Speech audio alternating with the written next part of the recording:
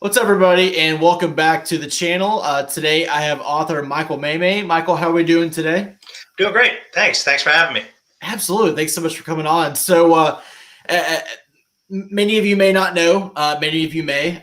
Michael is the best-selling author of the Planetside series. Book 1, Planetside. Book 2 is Spaceside. And Book 3, coming out on the 29th of this month, is Colonyside. But Mike, before we kind of get into all that, I want to know a little bit about you. I want to know, growing up, how you got into writing, kind of maybe what you did before writing, and are you a full-time author now, or do you still have a day job? Yeah, I'm happy to talk about that. I didn't start writing really until I was in my 40s. So I grew up in New Hampshire. Really didn't have any desire to go into the military, but ended up in the Army in a kind of a roundabout way. I did not have the money to go to college, and I was in my guidance counselor's office, and he was like, "Hey, if you go to one of these military academies, you can go for free." And I'm like, "All right, sign me up for that." And so I applied to West Point and got in. Had never been there, didn't know what it was. So I ended up doing that, and I got to West Point, and I absolutely hated it for like 4 years. And you owe a commitment of 5 years afterwards. And I thought, okay, well, I'll just go out in the Army, do my 5 years, and then get out. But I got out in the Army, and I loved it. So I did not like being at the academy, but I love the Army, and I ended up staying in for 27 years. So that's what I did. And I actually wanted to be a writer while I was at the academy. I don't remember what year. I was 18 or 19. I started when I was 17 at West Point, but I was 18 or 19 when I told my mom that, hey, I want to be a writer. And my mom, being the greatest mom ever, didn't laugh, didn't make fun of me, didn't say anything. Just said, like, you probably will. She was just like the most supportive woman ever. Still is. She's also a writer. She wrote some children's books. I just never did it. When I was at West Point, I actually took a couple of extra English classes. Like, I was an economics major at West Point. At the time I was there, you got like 2 electives. Okay. And I spent both of mine on literature classes, on English classes, literature stuff, just because I was interested. That's what I liked. And I was just so overmatched. I'm in there with like all the people who are majoring in English, and I just like drop in and have no clue what I'm doing. Right. But I do it again. So I've always wanted to write. And then I never did. Always been a reader, read all the time, on deployments especially.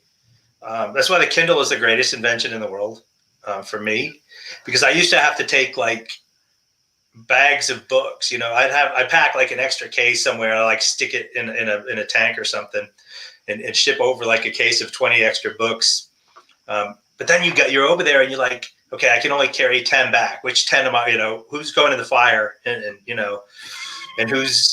who are we taking home? And that's just so I get Kindle, but I would read a lot while I was there, while I was deployed. Mostly science fiction and fantasy, but I read thrillers, historical fiction, mysteries, all the stuff that you see in my books. My books, and we'll talk about it, but not necessarily traditional science fiction. You'll see some of those other elements in it. And then that comes from my love of just reading a lot of books. So then I was getting on toward the end of my career. And I started writing. And I wrote a really, really bad fantasy book, which will never be seen. 1 or 2 people have seen it, but they're sworn to secrecy. It will never be seen the light of day because it's not very good. And I'd never shown anybody my writing. And I queried agents. By the way, never do this. I queried agents with a book that no one else but me had ever read, because I thought it was good at the time. And then I met some other writers, and they were very quick to point out that it was not good. And I figured out, they pointed out a few things to me that I realized right away. I'm like, oh, wow, I need to learn. So I spent 5 or 6 months studying, and then I sat down and wrote Planetside. And at the time, I started writing it in late 2014, and I just got back from Afghanistan. And my wife was living in Savannah, and I couldn't get a job in Savannah. But I got a job in Columbia, South Carolina, which was like 3 hours away. So I had an apartment in Columbia, and I would stay there during the week. And then Friday and Saturday night, I'd come home and spend in Savannah. I'd drive 3 hours back here, spend the weekend with my wife, go back up to Columbia. And the job was not a difficult job. It was a day job. So I was home by 6 every night, and just sitting in my apartment. And I'm not someone who goes out. I don't go to bars. I don't go out to anything. So I had like 4 to 5 hours a night to myself to write.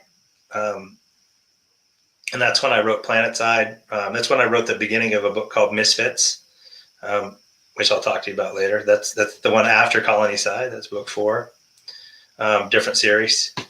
But that's really how I became a writer. And then I got out of the Army. I actually sold Planetside before I got out of the Army. I sold Planetside for not very much money. Certainly not enough to quit working. Yeah, I mean, I'll just say it. I got $7,500 up front for Planetside, and the same for Spaceside. I have since made significantly more money on those books than that, which is great. But at the time, it did not look like it wasn't a sure thing by any stretch. And my wife wanted to stay in Savannah.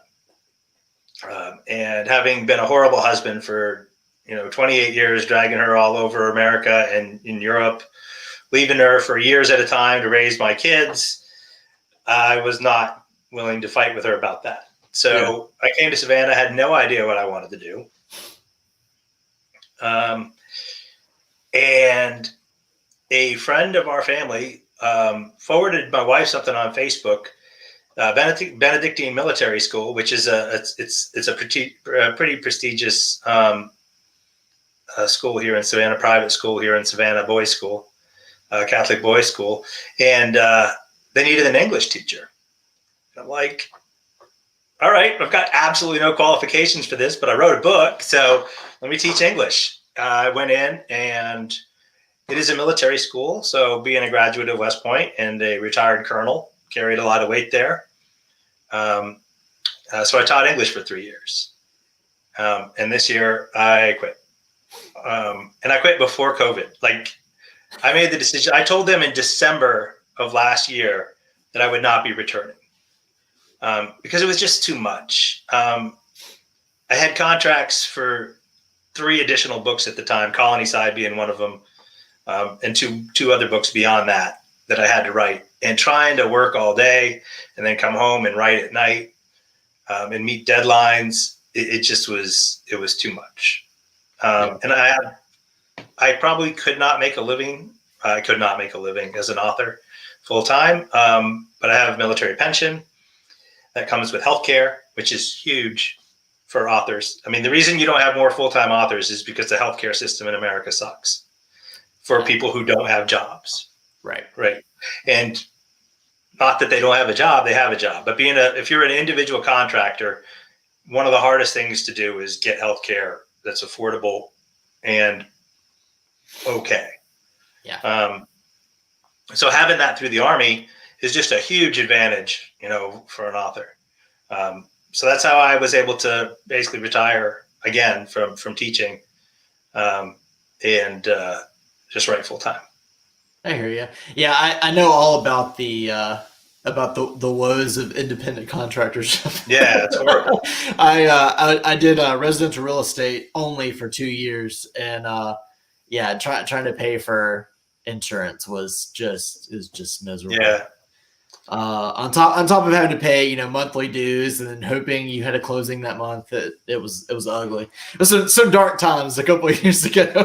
Yeah. Well, the other thing with me is having a pension is it makes it easier to absorb the way that you get paid in publishing, right? Because I mean, I have 2 paydays a year that I know. Okay, April 1st and October 1st, I will get a check. Okay, and that's for the royalties on for the books that I have that have sold through, which is both of my books have sold through their advance. So every 6 months from HarperCollins, I get a check for however many books that we were able to sell that year. So I have those two things, but the real money comes from, signing the next contract. And you don't necessarily know when, I don't know when I'm going to sign my next contract. At this point, I don't even know if I will sign the next contract. I'm fairly confident that I will sign another contract, with Harper or somebody else. I mean, everybody's made money on the books. So, it's probably not that hard to sell. We just have to come into an agreement of what I'm going to write. Mm-hmm. Would you probably stay in military sci-fi? I don't know. I would rather not. I never meant to write military sci-fi. That was never really my plan. It just happened, Planetside kind of sprung out of my brain, almost fully formed, in a 9-week period at the end of 2014, and events carried me from there. I always wanted to be a fantasy writer, to be honest. Mm-hmm. I used to read mostly fantasy, more fantasy than science fiction. Certainly read a lot of science fiction too. But I read more fantasy than science fiction. And I always kind of thought that that's the way I was going to go. I don't think I will go there now. Although I would love to write a fantasy series that is to fantasy what Planetside is to science fiction.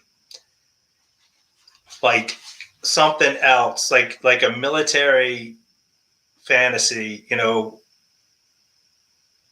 don't know what it would look like. I haven't even thought of it. And I'm talking like multiple years down the road, because I got more books to write in science fiction first. I mean, yeah. I mean, you can do something like urban fantasy. Yeah, but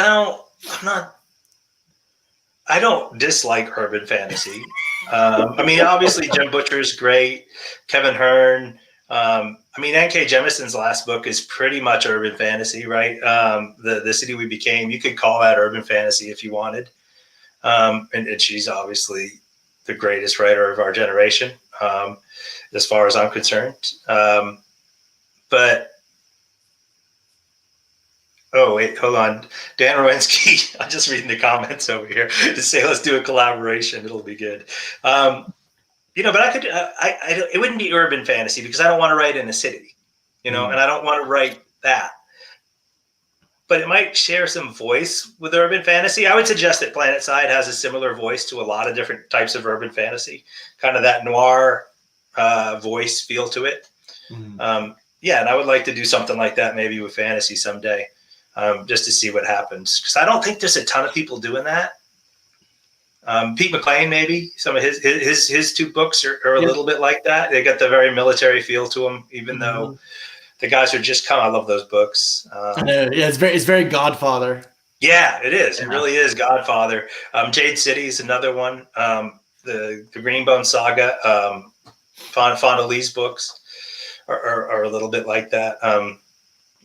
Very much another Godfather kind of feel thing. But I got more science fiction books I want to write too, and some of them aren't military. The problem with writing military science fiction is you're kind of narrow in your audience.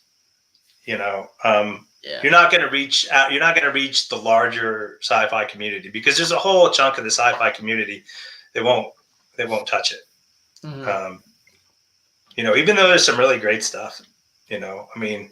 Jack Campbell, Tanya Huff. I mean, there's some really seriously good authors that do write in that. But most of the military sci-fi these days is indie. Mm-hmm. Most of the new stuff, most of the best stuff, the best-selling stuff, certainly. Craig Allenson sells more books than anybody in military sci-fi, and he's an indie. Good guy. He just had a book come out yesterday, actually. Yeah, I remember when he was like small time. I mean, and it wasn't that long ago. I feel like he just kind of blew up overnight. Well, dude writes 3 books a year. That's why. So this whole series, I think it was Brushfire came out yesterday, and it was either book 11 or book 12. And he did all that since like 2017. He just did like 3 books a year. You It's know, nuts. yeah, it's crazy. And he just does that. He writes 5,000 words every day, 4,000 to 5,000 words every day. You know, he writes a good book in 2 drafts. He doesn't revise nearly like I do. He just churns this stuff out, man. I feel like another author that's similar to like that does a little more dystopian is Nicholas Samsbury Smith. I don't know if you've ever read his expansion cycle. Helldivers, right? He's Helldivers. Yeah, I've done that. So we all 3 of us have the same narrator. So that's how we met. R.C. Bray. Yeah, we all have R.C. Bray as a narrator. So that's how we met. Yeah, you can't ask for a better narrator. No, in fact, I asked for him. That's a great story too. He was narrating Planetside to me in my head when I wrote it. Because I had just started audiobooks. Because remember, I lived in South Carolina. I was driving home to Savannah every weekend. Right. So that's 3 hours each way. Man, that's like, if you play it at 1.25 speed, that's like 2/3 to 3/4 of a book. So every weekend I was blowing through, and then I was driving to work. So I was going through a book a week on audio. Gosh, mutes. Oh. Yeah, I know. It really helped me get through a lot of stuff, you know. But the first audiobook I ever listened to was The Martian, which was, Andy Weir, which at the time was narrated by R.C. Bray. It's since been re-narrated by Will Wheaton, which is a sore subject that we won't talk about. Not that I don't like Wheaton as a narrator. He's great reading Scalzi. I love him doing Scalzi. He's not Mark Watney. It just right. I mean, not Watney to me. Right. So anyway, I'd heard that book, and then I was writing Planetside. I had Bray's voice in my head, and I made that very clear when I signed on to do Planetside with Harper. I have no say in it, by the way, but they just made it happen. It was so funny because my editor sent me. So what they do is they'll send you 3 narrators with samples, and say, "Hey, here's the 3 we got. Choose one, or ask for somebody else." And his name was on it, and I happened to be like in my inbox when it came in. Saw the email, opened it up, responded without ever listening to anything. 5 seconds, responded. I said, "I want Bray." Yeah. And he already knew. My editor already knew because he knew that that's what I wanted, and that was kind of my dream come true. And it ended up doing a lot for me. I mean, I sell a lot on audio. Yeah. I feel like anything to attach to his name is going to sell. I think so. It could be, it could have been your fantasy book that's never going to see the light of day that everybody told you wasn't that great. You'd probably sell at least a few. The thing he does is, and a couple narrators can do this, but he's one that it's a way for people to discover you that wouldn't have another way. No one knows. And that's the hardest thing for a new author is how do you get found? Mm-hmm. How does someone find your book? Okay, well, there's a few ways. You could get a lot. You can be at the top of your publisher's list, and they can do a ton of effort and money rolling you out. That was not me. I was never going to be that. Right, the top of my list at my publisher the year I came out was R.F. Quantum and Shannon Chakraborty. So those were the two big books that came out from my imprint. And I'm sorry, I'm never going to sell as many books as they do. I'm not in that ballpark. So you're not going to get found that way. Right. And Bray was another way to get found. That's all. And once people find you, then it's easy because then someone will tell someone else, someone will tell somebody and they'll tell somebody and eventually you can build. But if they never find you, that never happens. I definitely feel like audio is the way to be found right now. I feel like it's just so big. Now I feel like it has maybe taken a little bit of a step back just because of the pandemic. Not only, do you have delays in audiobooks coming out, but people just aren't commuting. And I feel like a lot of people listen to audiobooks when they commute. I mean, I know I did every day driving to and from work. Yeah, you think that, but the numbers don't bear that out. I saw a publishing report yesterday that audiobooks were up 14% year over year, which is not as much. So it went up less. Okay. Because I think the year prior, it was up like 18% over the previous year. So it went up less. But but no, it's going. And here's the thing. So on Audible, where most of the books are unfortunately sold, well, we would like to see books sold other places than Amazon. Yeah. I don't think that's a secret. I don't think I'm talking bad about anything. I think my agent would say the same thing, right? So as long as you're talking like your agent, you're probably okay. I know Harper Audio is moving over to Libro. I didn't know if you knew that. For some of their arcs and stuff. Yeah. Well, we'll see how that goes. But I love Libro. So when I my books I'm Colonyside's on Libro. Yep. I know that my publicist sent me. I asked for some early copies of the audiobook, and they sent me Libro codes. I'm like, all right, this will work. But when Planetside was published, so in the summer of 2018, if you searched Audible and you searched science fiction and then you went to the military science fiction subcategory, there were 800 books. Okay, 800 in that category. When I looked, when Colonyside releases in 2 weeks, there will be over 3,000. So there's 4 times the number in 2 years, 2.5 years, 4 times the number of books available in that genre on Audible that were not there before. So that's nuts. Better, best that you have a great narrator. Yeah. Well, it's harder for people breaking in, Yeah. I'm there. I mean, I have an audience that's going to buy this audiobook on day one. Spaceside went to number 1 on the military sci-fi audio list the first day it came out. Colonyside probably won't, because Brushfire. I probably won't get, because it just came out yesterday. It was supposed to come out on December 1st. I actually planned it. Nobody knows this. This is like a scoop.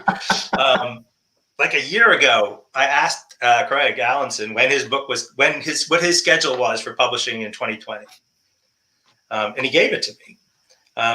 And I was perfect. I was 4 weeks after Brushfire, right? So, which is in Audible speak, that's 1 credit, right? Every month. Oh, yeah. So that means you use your credit on him that month, and then I get next month's credit, right? And that's how you kind of have to think about things. But then Bray got sick and pushed back some of his releases, pushed back Allenson's, Bruno's, and a couple other releases, but did not push back mine because his contract was with Harper and he had to deliver it earlier.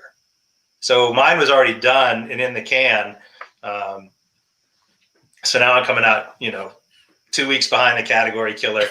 It could be worse. It could be the same day. Right, exactly. But it's not great, but it is what it is. It is what it is. People will find it, when they find it. Especially people that have read the first 2 or listened to the first 2. So you've at least got that going for you. Yeah. So who you said you read a lot growing up, and especially when you were overseas on your tours. Who were some of the bigger names, or maybe even some of the smaller names that you read? I guess a lot of. Are we talking like in terms of influences or just people that okay. Influences is hard. I don't think I'm particularly well, let me start with this. The author that made me want to write fantasy and sci-fi is Elizabeth Moon, which probably not a lot of people might not know her now. But she has published like 40 books. She, fantasy and sci-fi. So I picked up, it's funny, I picked up the omnibus of her Deed of Paxenarian series, which starts with Sheep Farmer's Daughter. There's 3 books, but it was 3 books together. When they call that, spacing on the word, but anyway, they were all 3 in 1. They had been bound together into 1 paperback, and I bought it at a library sale for like 50 cents. Mm-hmm. And I read them, and it's military fantasy. And later came to find out Elizabeth Moon was a Marine before she was a writer. And the realness of the soldiers in that was the thing that made me think, man, that's what I want to write. I want to write I want to write soldiers, in fantasy or in science fiction, and I want to do it. And the reason, it was the first time I'd really seen that done. I mean, she's not the only one who does it. You got Black Company, and you got some of those other Hammers, Slammers, and some of those other military sci-fi, old military sci-fi stuff. Jack Campbell, obviously, he's an Annapolis grad, went to Navy. Great series of Navy books. But she was the one I found first, and was really, if you read that crappy fantasy book that I wrote, it's almost fanfic of Elizabeth Moon. You might not know it. You might not pick it up if you hadn't already read her stuff. So she was really the first person. That was the inspiration for me to get started. Nelson DeMille is a big inspiration of mine. He does not write science fiction at all. He wrote The General's Daughter, if you remember that. It was a bad movie, but a great book. And actually, there's a lot of Nelson DeMille in Planetside. If you wanted to find one book that was most like Planetside, something like The General's Daughter, not the psychological elements necessarily, but I mean, The General's Daughter is basically about an investigator investigating something that happened on a military base. I mean, it's basically Planetside from that setup perspective, except it's modern day. Mm-hmm. So he's him, and then Gillian Flynn, of all people, Gone Girl. She wrote Gone Girl and a whole bunch of other stuff. But Gone Girl was the genesis of Planetside. I had the core of an idea for Planetside in my head from Afghanistan, just the setting. And the setting of Planetside, is a very thinly veiled Afghanistan. But I didn't know how I was going to write it, and I really had no plan of actually writing it. And then I started to read Gone Girl, and it's got this voice. It's got this voice, man. This first person just hit you in the face. You're going to go with a story no matter where, because you just want to hear the dude talk. Mm-hmm. Voice. And that's when I thought, oh, well, I need to write in first person. This story needs to be told in first person. And I'd never written in first person before. I'd always written in third person. And I read that and I was like, that's this story. This story is first person, right? And that's when I invented Carl Butler. Was really, even before I finished Gone Girl, I had read like 4 chapters of it. And then I stopped and went and wrote the first 2 chapters of Planetside and sent them off to some people. And they were like, yes, this is what I want. This is what you should write. And then I had to figure out the plot and everything. I had a setting and a character and no plot, but that didn't stop me. We got there. Oh, then eventually I figured it all out. Yeah. But the great authors, I read every major fantasy author from the 80s and 90s, probably starting with A Spell for Chameleon or one of those, Robert Asprin and David Eddings and, I can't remember who wrote A Spell for Chameleon now. But he wrote a whole bunch of things. Begins with a P. You lost me on that one. It's old, man. I was reading it. This is 40 years old. We're talking. Right. It's a 40-year-old fantasy book. I have it over there. I have it on the shelf. But I read. As a kid, I read every fantasy book that would come into our little store, right? Because that's how you got books back then. Right. Whatever was in our bookstore. We didn't have a science fiction bookstore. Whatever was in the library or whatever was in the bookstore. If once I had a job, those were the books I read. Dragonlance, everything. Then when I got in the military, I was able to get around and find other stuff. Then I kind of branched out.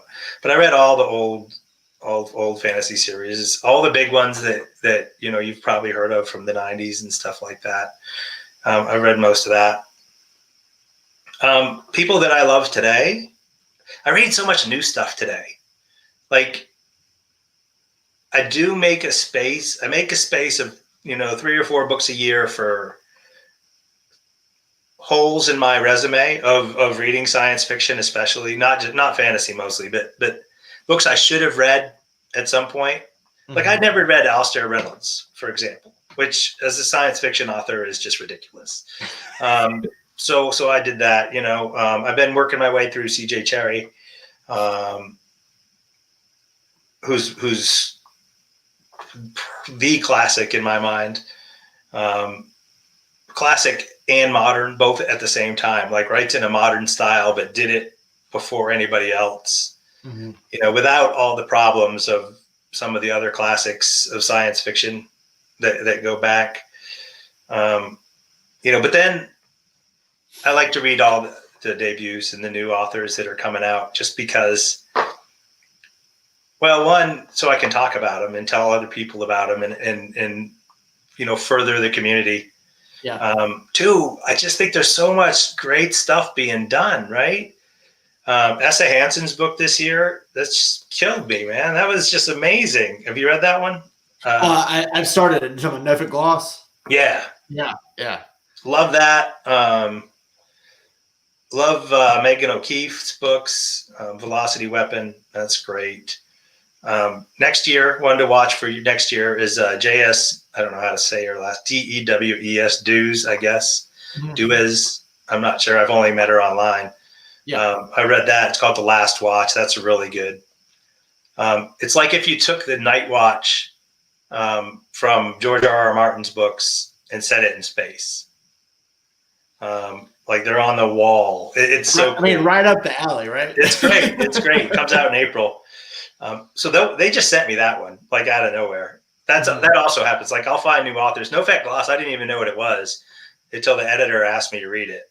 And I was like, yeah, send it along. And then I read it and I loved it. So that was cool. N.K. Jemisin is my favorite. Like I'll stop what I'm doing to read whatever she puts out. I gotcha. The fifth season, that series, it's the greatest series of the century as far as I'm concerned. Trying to think who else new.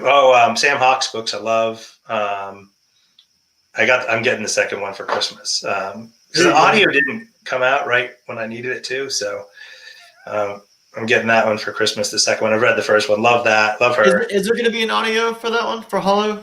Oh yeah, it's already done. It just whatever reason it wasn't on Audible the first day. To the point where I like messaged her and I'm like, what the hell? I was waiting to get this book.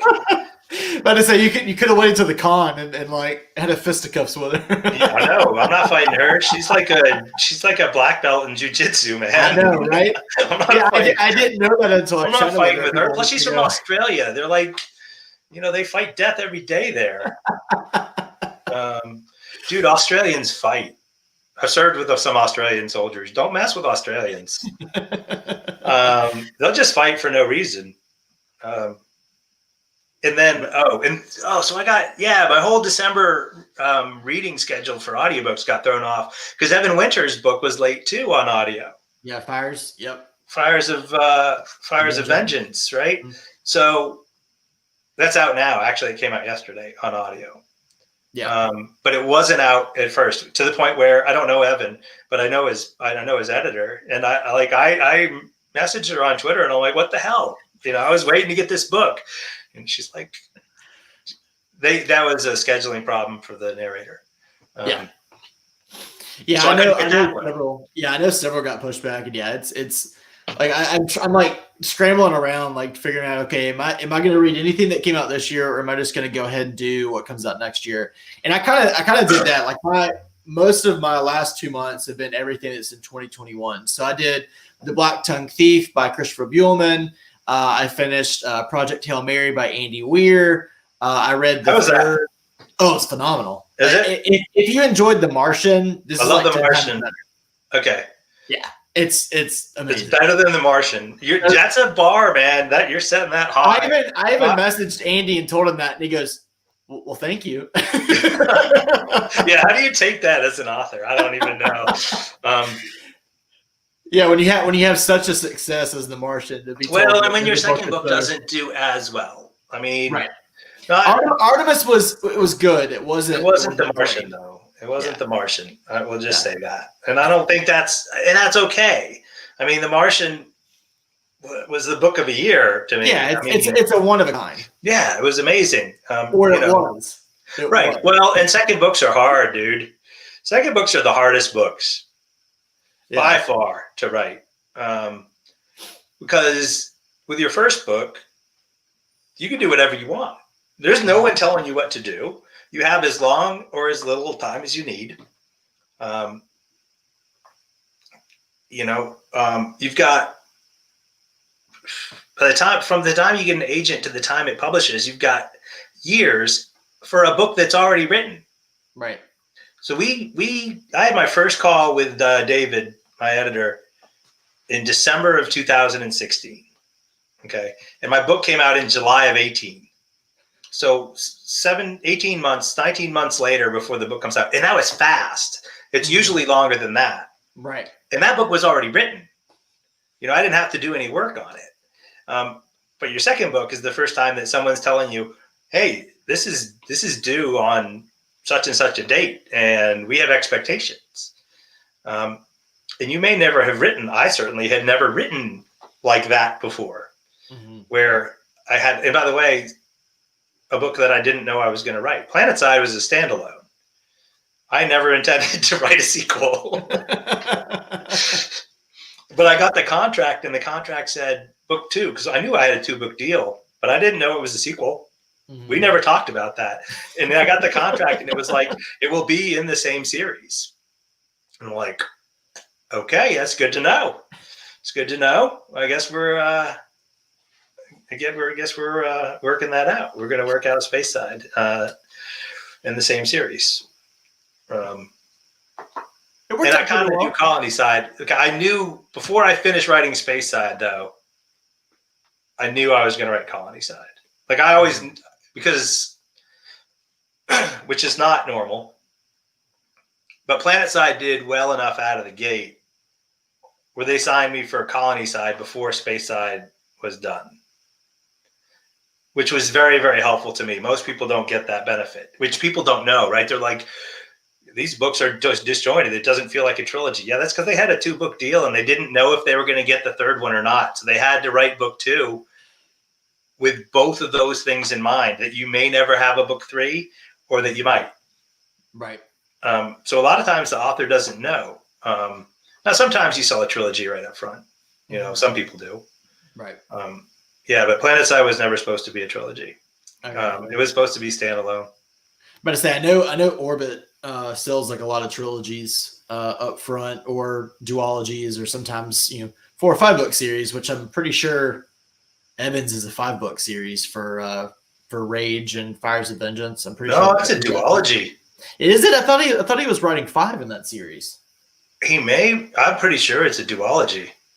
I'll have to go back. I've been telling everyone it's a duology. I'll go back and check. We'll find it in January. I'll make sure. I think it's a duology because his Sam Hawks is a duology for sure. Yeah, I knew that. Which I love, by the way. I love duologies. That's a great idea. I'm much more likely to buy the second book now. Yeah, especially when they're both door stoppers. Yeah, well, a trilogy's a lot to commit to, man. I mean, it's hard. Like even really great series, like the David series, great series. I'm just getting to book 2. Mm-hmm. I read book 1 2 years ago. I'm just getting to book 2 now. I'm like a third of the way through it. And it's not because it's not great. It's because opportunity cost, man. There's so many books. And they sent me that one for free. I didn't even have to pay for it. It's my publisher. That's, by the way, the greatest part about being a published author is people will just send you books. I'll just tweet at my editor, and he'll send me a copy of whatever's coming out from Harper, which is kind of cool. Yeah. That's a good part of being a reviewer too. But at the same time, I'm kind of like you though. I like to read debuts. I like to find out who's gonna be the next big thing, and I like to shout it from the rooftops. Now, the majority of the time, every writer in the world appreciates that from you. I mean, for if you're a reviewer, for anybody out there, if you're a reviewer and you like to read debuts, we all appreciate you. because there's not that many people who do that. Right. Yeah. I mean, I'm always seeing in fantasy and science fiction forums about people reading series that have been out for years and years and years, and they continue to harp on how great they are and stuff.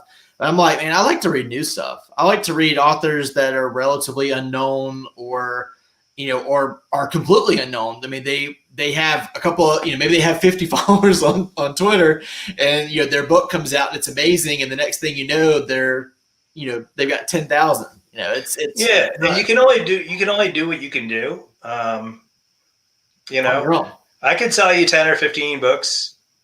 If you're an author and I talk about you for a couple times, I can get you like 10 or 15 new followers. That's about it though. Yeah. So you need a lot of people to do that. Right.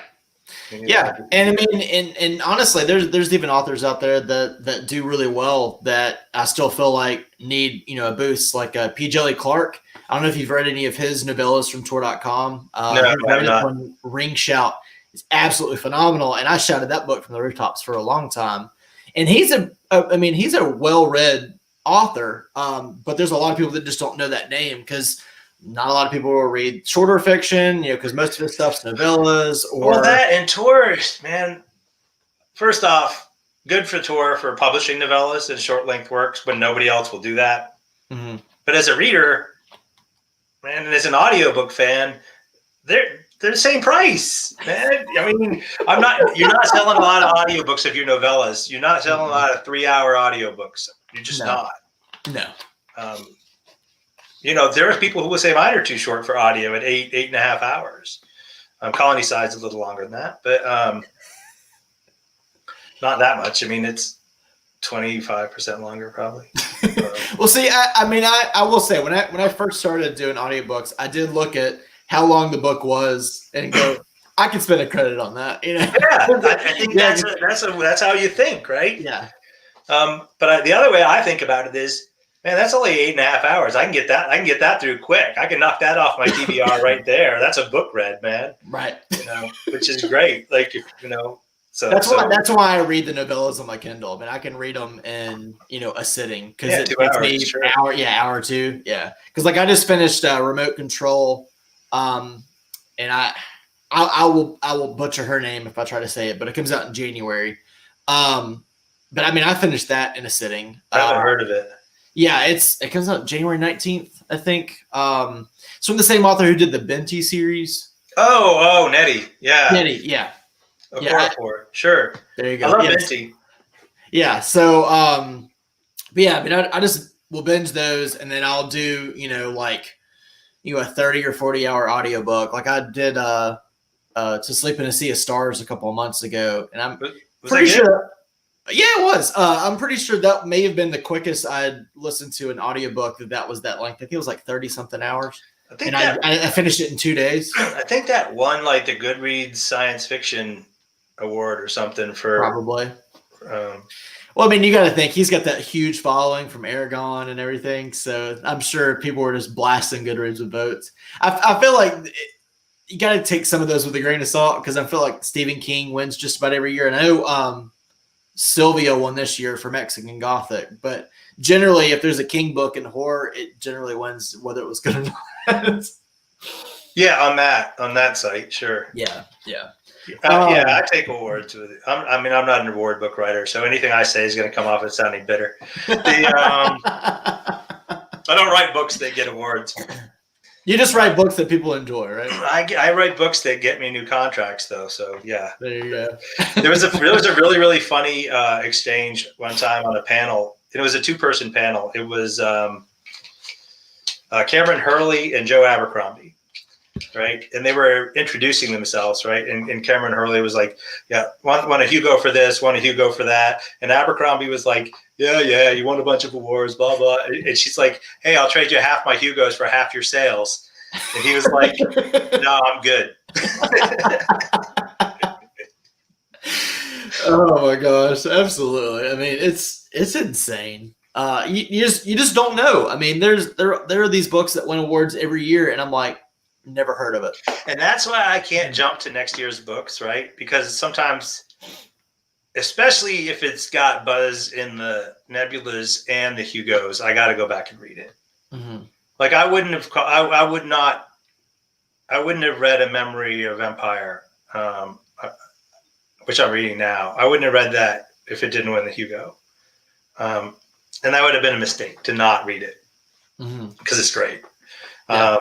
So far, it's really, really good. I'm really enjoying it. And its sequel comes out in March. Is that right? Yeah, which I may or may not ever read, depending. I read a lot of book ones. Hey, same here. So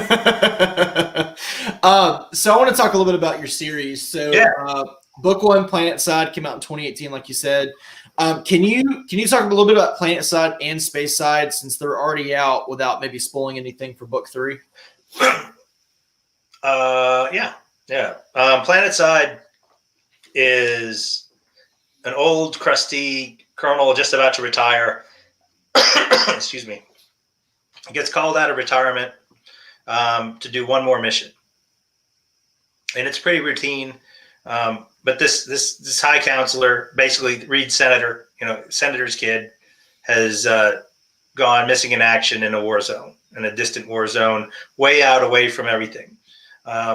So they take Carl Butler, who's this colonel, who's ready to retire, and they send him out there to do an investigation and find out what happened to this missing kid. And he gets out there, and things are not as they seem. Evidence starts to disappear. People are lying to him.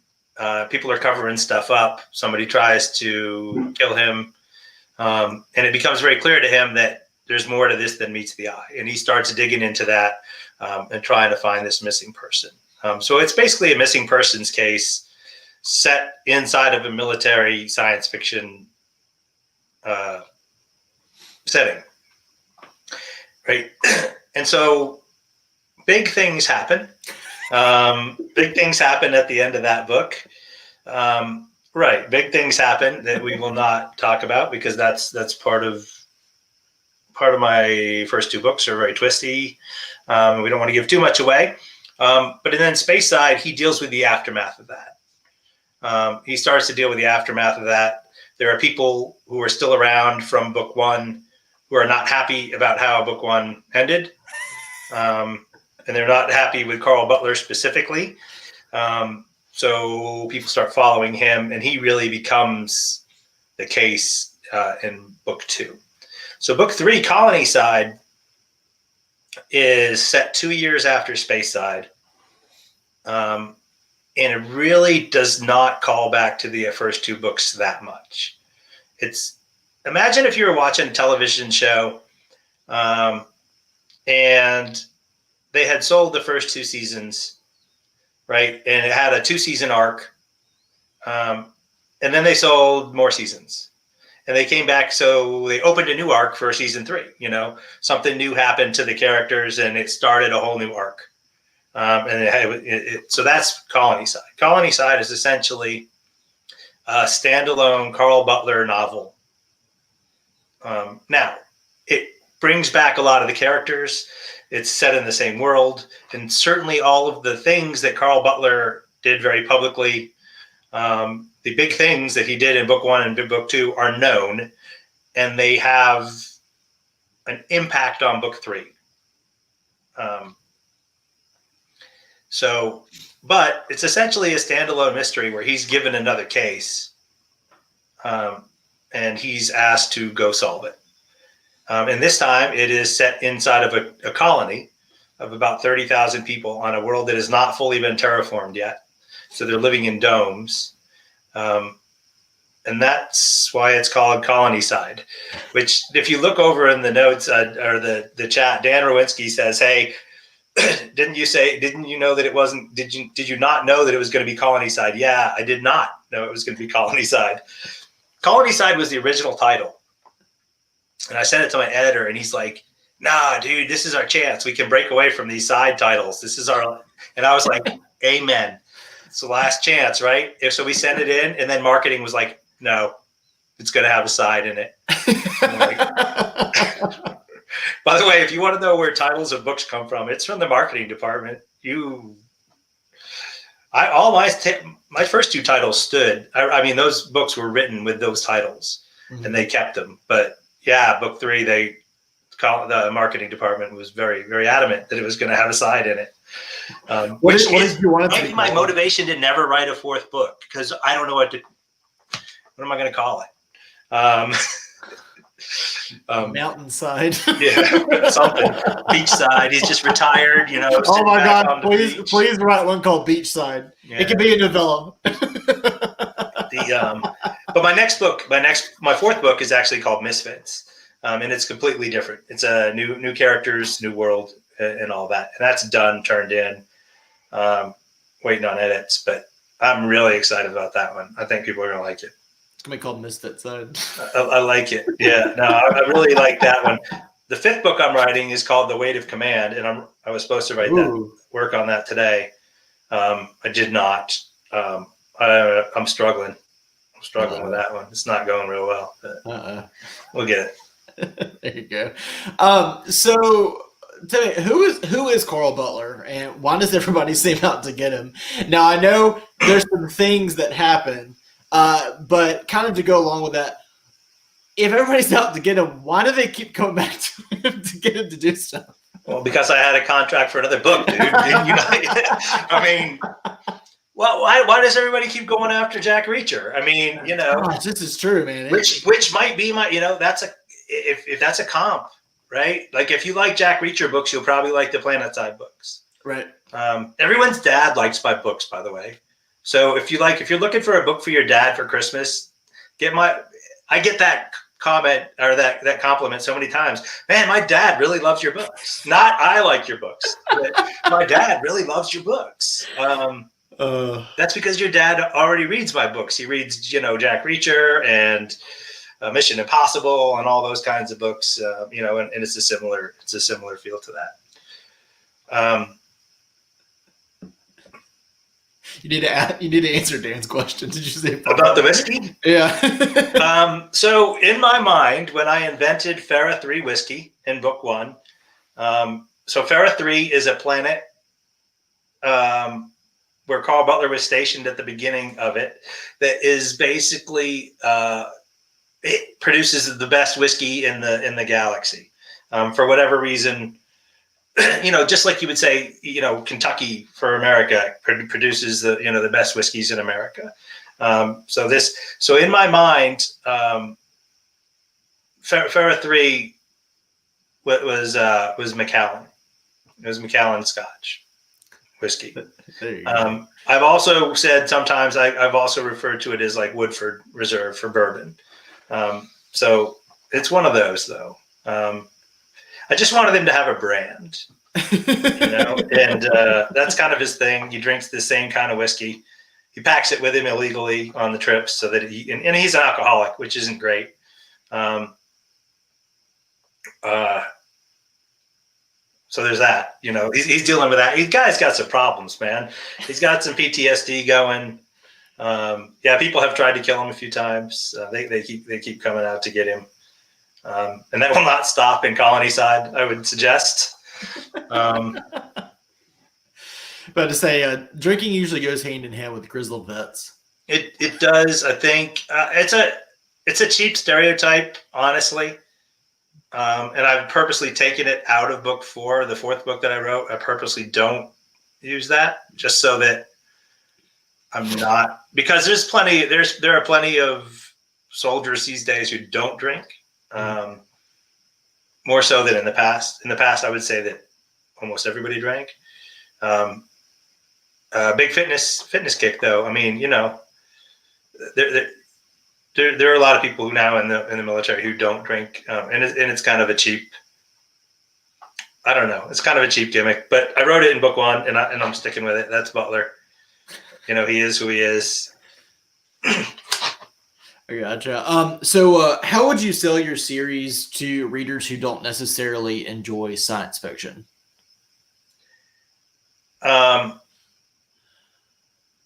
It's hard. It's hard to do, right? The hard part is finding the audience. Mm-hmm. I am a firm believer that if you are a lover of thrillers, right, especially military thrillers and stuff like that, then you will also like Planetside, because that's essentially what it is. I set it in space, and there are some reasons for that. Beyond just being a sci-fi nerd myself, um, I could not have written this book set in a modern setting and got away with it. I don't think.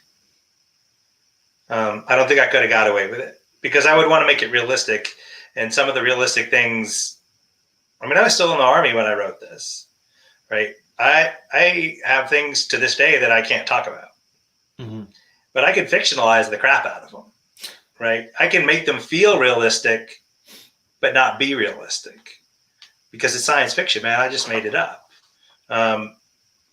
But if I had written it as a military thriller, set in the modern day, I wouldn't have been allowed to publish it. I mean, I don't think so. That's one reason I went towards science fiction with this particular story. So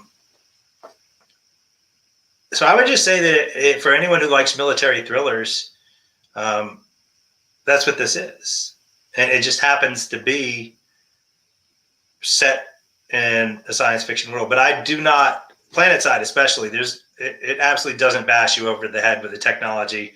It's not going to tell you how the spaceship works. He goes to sleep on one end, he wakes up on the other end, and then he's on a planet. And that planet feels a heck of a lot like Afghanistan. I mean, I've had people come to me and say, "Man, that you wrote that just like," and sometimes it's a compliment, and sometimes it's a dig. Mm-hmm. Like, you just wrote Afghanistan in space, and I'm like, yeah, I did. You caught me. Yeah, absolutely. I gotcha. So you're going to be on a little bit of a virtual convention. Oh yeah, at the end of January. Let's talk about that. So we're doing a virtual convention at the end of January called TBRCon, which you originally coined Pop-Up Con, which I thought was great until I realized that there was already a convention that was called that here. So we decided to nix that. So TBRCon it is. And you just happen to be on a panel with some fantastic people talking about we're talking. Well, I guess we won't talk about Fight Club, but it's called Science Fiction and Fantasy Fight Club. But you're gonna be on there with David Dalglish, Alexander Darwin, Sam Hawk, who we talked about before, Rob Hayes, and Jeremy Zoll, who I like to refer to as Sazzle. And you get to talk a little bit about combat and anything else under the sun in science fiction and fantasy. But what are you looking forward to most about it? Oh, that's great. I mean, those are great authors. I have not read Dalglish, but I have one of his books set to read, because I'll read pretty much everything that Orbit puts out at this point. They're doing such a good job. And Jeremy, I know I've read his book. So if you're a reader of mine, but you thought Planetside would be good if it was like 15 times darker and more violent, then that's Jeremy. With way cooler tech, by the way. His tech is so cool and freaky and good. And I like Sam's books. So I'm looking forward to talking to them.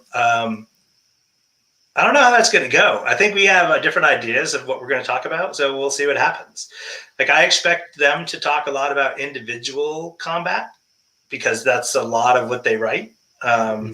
Jeremy writes some military scenes, some military flashback scenes that are very good. Sam doesn't write too many fights at all in her books. Her stuff is a lot more. I mean, her whole first book is set inside the siege of a city. Mm-hmm. So there is a war going on, but the two main characters are not fighters. Nope. In fact, one of them is handicapped, right?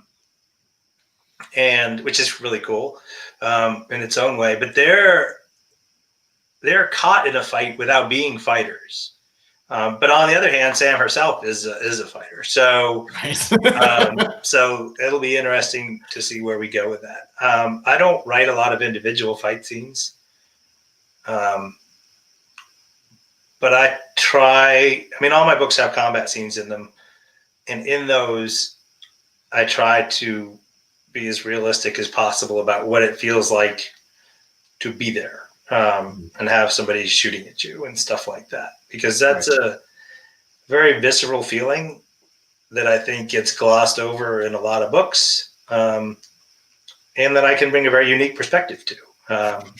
You know, not everybody's had the chance to have people shoot at them. Right. And so don't tell my wife that, because I tell her that I've never been shot at. She's not watching. Yeah, there you go.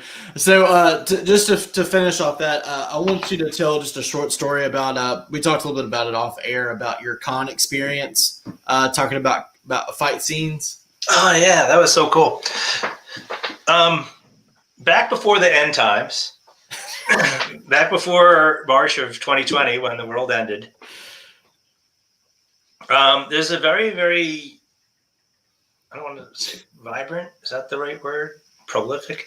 The Southeast has like a ton of little science fiction fantasy cons, a lot of them, and it's a lot of the same people. There's a little press down here out of North Carolina called Falstaff Press, and they do a lot of good work. It's one of my favorite small presses, and so they do a lot. They're an indie press. And a lot of their authors will be there. And my home con is called Atomicon, which they're trying to do here in 2021, but I don't think that's going to happen. But before cons went online, one of the great parts about going to cons for me is being able to hang out with the other authors, like after the panel. The panels usually aren't that great for me. I mean, that's great. We'll go talk. Because in a panel, like, you know, at a small con like this, you're talking like 15, 20 people in the audience, you know, 5 authors, or whatever. And it's great. And I like to do that. But I really like to hang out with the authors afterwards and just talk. But we were running this one con about it was basically a similar thing of how to write a fight scene and stuff like that. And it was horribly scheduled. It was scheduled for 9:00 on the Friday. And this is a con that really is a Saturday con. Nobody shows up Friday night. So no one came to the panel except one guy, right? And the guy was Jason Fry. And if you don't know Jason Fry, he wrote the novelization for The Last Jedi. Okay, so he wrote this massive, and he was one of the guests of honor. He was the author guest of honor.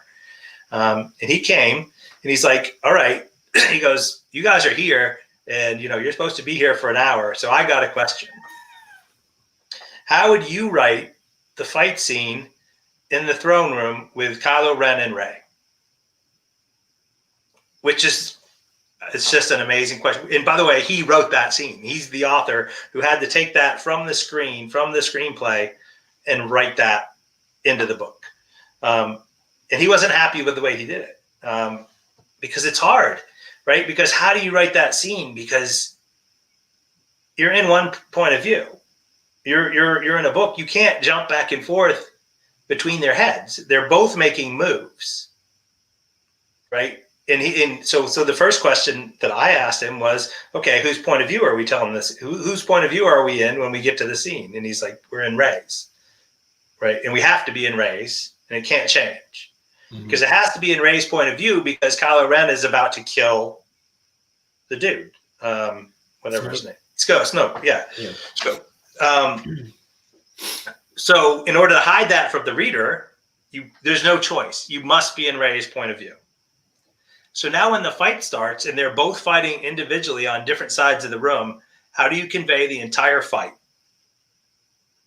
Right? And the answer is you can't. You really can't, because Rey has got to be concentrating on what she's doing, and she can't see what he's doing behind her. Right? So you have to try and write it in snippets. And it would be extremely difficult to do. And honestly, I haven't read the book, so I don't know how he did it. But we got to talk to the author of that book for like an hour, about a really, really cool theoretical writing question. So lo and behold, that was the best panel you've ever been on. That was great. Yeah. I mean, I've been on some good panels. Oh, gotcha. you know, I got to sit on a panel with David Weber up in North Carolina. That was good. I mean, it was good as long as you didn't want to talk.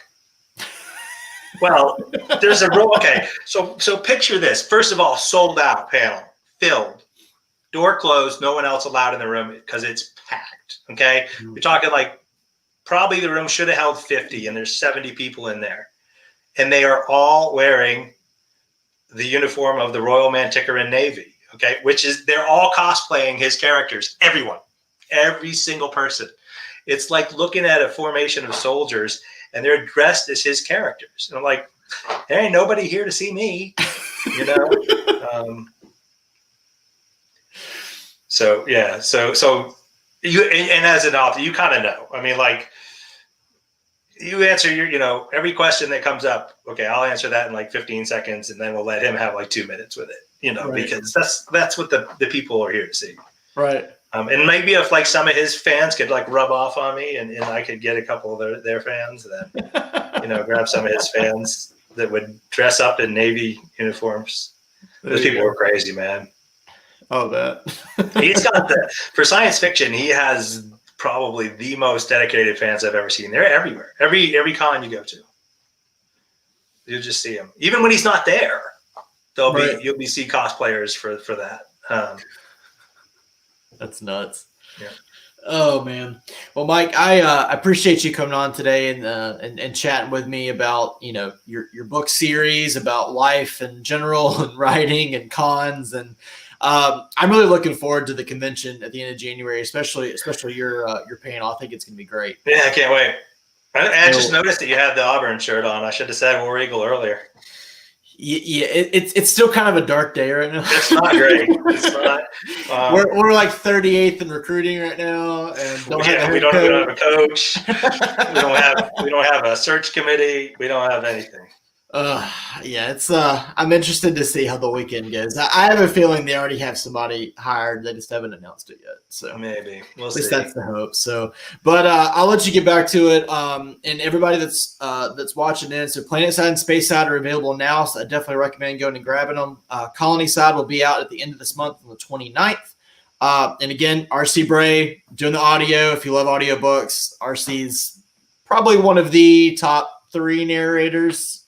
Yeah, I think for the kind of things that I write, yeah, he's great. Yeah, I mean, he's phenomenal. And definitely check out TBRCon starting on January 25th of 2021, and look for Mike's panel on that Wednesday. And Mike, we'll chat again in a month. Right. See you soon.